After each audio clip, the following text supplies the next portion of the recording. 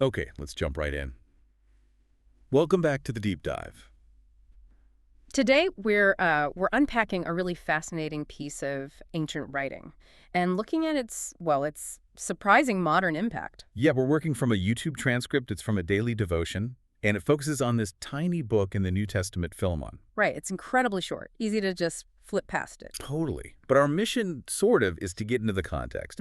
Paul writing this letter to a guy, Philemon, about his runaway slave, Onesimus, and really understand why this devotion holds it up as this powerful example of living out faith, like being really willing to pay the price.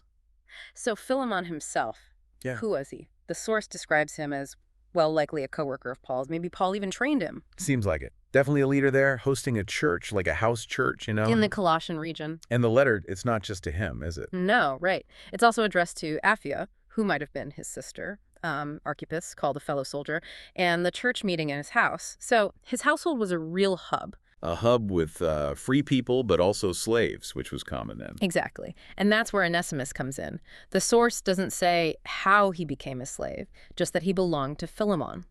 And apparently, at some point, Onesimus stole something significant from Philemon and just took off. Ran away, and not just down the street. No way! He travels like a really long way.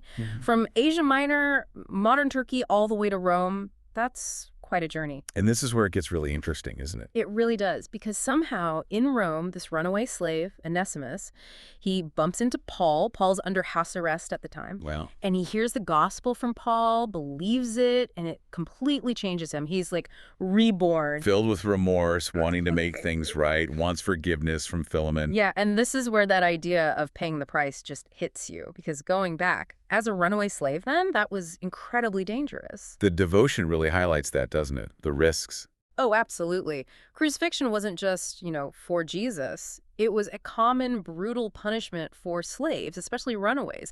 They could literally nail them to a cross as a public warning. Just imagine that. Onesimus, newly committed to this faith, knows this could happen, this awful death, but he's willing to face it to live rightly. It's intense, and Paul, knowing all this, knowing the culture, he sends Onesimus back, carrying this letter. And in the letter, Paul doesn't command, right? He urges. Powerfully urges, yeah. Urges Philemon to forgive Onesimus and unbelievably receive him back, no longer as a slave, but better than a slave, as a dear brother. I mean, that's just astonishing. It completely cuts against the grain of society back then, asking for huge personal costs from everyone. Exactly. And the devotion's point is clear. Living by the gospel isn't supposed to be easy. It often involves loss, friction, maybe real danger, because it clashes with, the world's values, power, status, convenience. But this tiny letter, these radical ideas, they had ripples. Huge ripples. Tradition says Onesimus later became a bishop, but the devotion also connects it forward to people like Abraham Lincoln. Lincoln, how so? It suggests Lincoln, wrestling with the morality of slavery during the Civil War, was deeply impacted by reading Philemon. It apparently fueled his conviction when he said, "If slavery is not wrong, then nothing is wrong." Wow, okay. That's a powerful connection. And you see a similar thing in England with William Wilberforce. His faith, the principles from Scripture, drove him to fight the slave trade for decades. Facing defeat after defeat, wasn't Oh, it? yeah. 11 times his proposals were rejected in Parliament, but he kept going. And eventually, abolition passed, then emancipation just before he died. These aren't easy wins. They're about paying that costly price. But what about those tricky passages? Slaves obey your masters.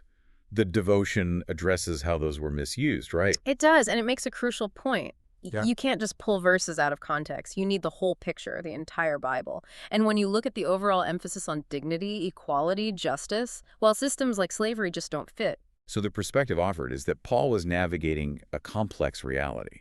Right, maybe working within the culture, but subtly pushing towards this radical gospel equality, shown so clearly in Philemon. Which brings us to the devotion's core idea about the word itself. It's not just rules, it's the guide.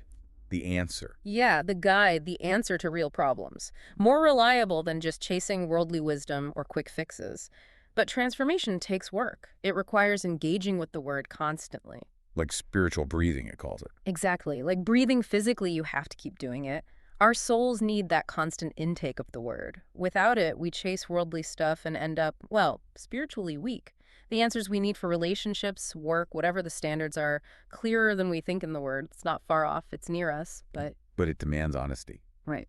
And that willingness to pay the price for the life it calls us to. Precisely. So wrapping this up, this journey through Philemon, Onesimus, Paul, and then seeing echoes in Lincoln and Wilberforce, it really drives home that living by biblical values often means costly obedience. It puts you at odds with the world. Yeah, a world that values ease and success differently. Yeah. The Word is presented as the essential guide, but it needs that constant engagement, that spiritual breathing. And a real willingness to obey, even when it's incredibly hard. Which leaves us, and you listening, with that tough question from the source material.